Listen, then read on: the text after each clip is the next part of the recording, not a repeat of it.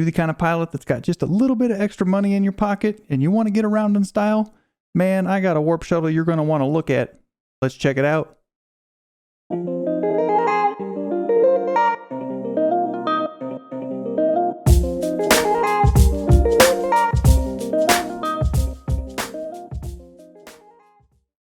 All right, let's take a look at the 190E on the DU creator site.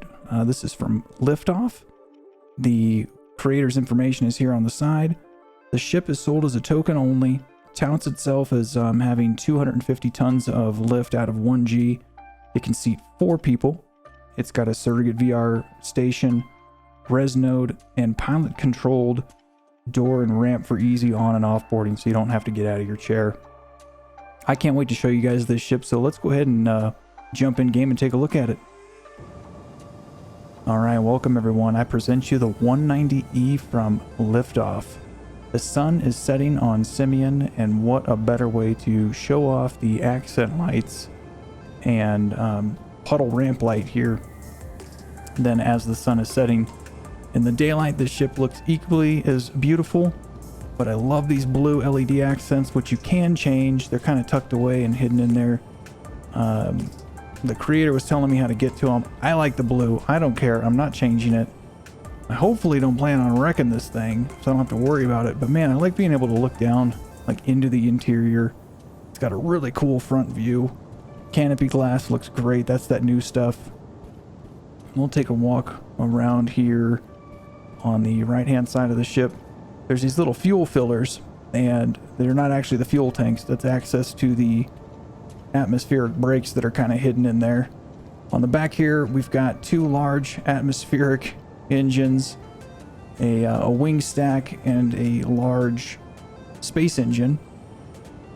On the sides here, I think there's 2 stabilizers each. And then around this side, we've got the access door and ramp. Up on top, got a cool logo. I really like that. Let's take a look underneath. Let's get this thing up in the air. So we've got 2 retro rocket brakes, a large vertical booster, and 2 large hovers. Not so sure I like the 2 large hovers. I'm probably going to get rid of these 2 and just put another large vertical booster in it. But you know, that's just me. You do what you want. Now this force field's gonna act like a kickstand, but that's okay. Let's get inside and take a look around and get rid of that. Upon entering here, you've got your core. This is a small core, so you could voxel that in, maybe make it a little bit more secure. You can move it. You can do whatever you want. Here's your Surrogate VR, your res node. There's a access to one of the, is it 3 or 4 small containers? I will have to double check and put that on the screen. Here's your atmospheric tanks and your space fuel tanks. I might gussy this up just a little bit with some voxel work or something just to kind of hide them. Same thing with the bottom side of the space engine. And I think those are the bottom sides of the containers. Everything's accessible, so that's why this is like that. The warp drive is accented here with some plants. And we got space for 4 people, so 1, 2, 3, 4 other than yourself. I like the way this plant accents the middle of the room. Little carpet action, kind of like a bar area for you and your buddies to hang out. This is really cool, the Van Gogh. I love that. And the bridge is upstairs here through this hatch. I may get rid of the hatch and just voxel that in and throw an elevator in the floor here in the logo. Maybe hide that somehow. And anyway, let's jump up in here. So we've got a brake. Again, everything is accessible to be repaired. So that's why this is not a little bit, better hidden. There's your radar, your chair. This does come with the warp estimator script. I got rid of it. I tried to load the new damage HUD and I'm having issues with it. A couple days ago, NQ did some updates at the time of this recording. Anyway, here's your container relay, an ECU, and the switch to close your ramp. So without further ado, I think we should get this thing airborne and check it out. What do y'all think? All right, I'm ready to take this thing up and out and see what it can do. First order of business, let's go ahead and deactivate our force field and close the door to the ship. We'll jump in the old pilot seat here. I set a course for Alioth just to show you what just under 200 tons looks like. And we're looking at 19 warp cells, so not too terribly bad at all. Let's take off here, hit G. And again, we're on Simian, so we were looking at 0.4 gravity, but I did take this thing to Alioth and fly it around. Took off and had absolutely no trouble getting out of atmosphere. So when we yaw to the left, I noticed that we've got a little bit of a weird roll and pitch issue.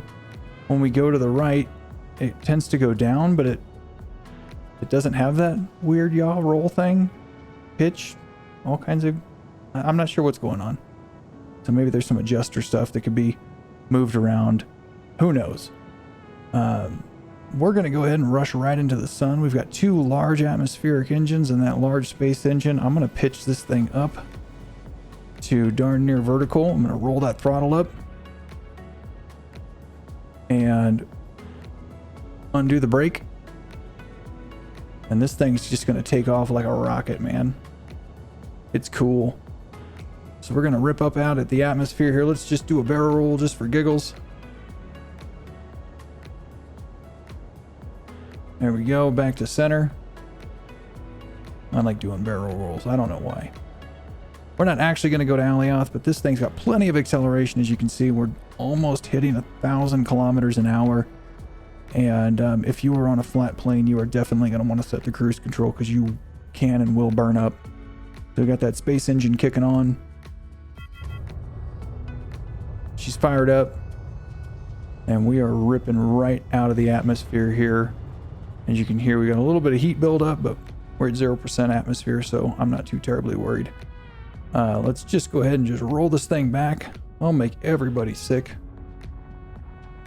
And I'm gonna scream right back down to the planet's surface because we know we can get out of the atmosphere. It's got plenty of acceleration. Burn right back down and in. Simian looks great. Never been here. It's primarily ice. Let's get the brake on so we don't end up burning ourselves up. So we're going to start hitting atmosphere here pretty soon. Let's start feathering that brake in.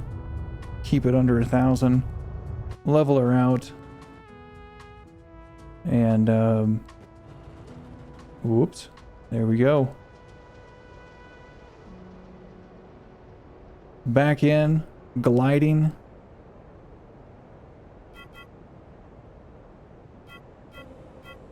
Looking good. Let's go ahead and just land this thing. Hit the brakes. It's going to come to a stop really quick. It does have a lot of braking power. And you can basically just let this thing free fall for a little while. As we go down here, make sure you check out the creator. LiftOff is the name. Discord, sorry, not Discord, but Discord Contact rather name is in the description, along with a link to the DU creator site. We're gonna get close, hit that brake. Let's hit G and let this thing auto land.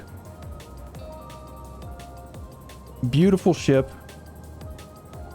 Cool lines, accent lights, and this thing moves and shakes.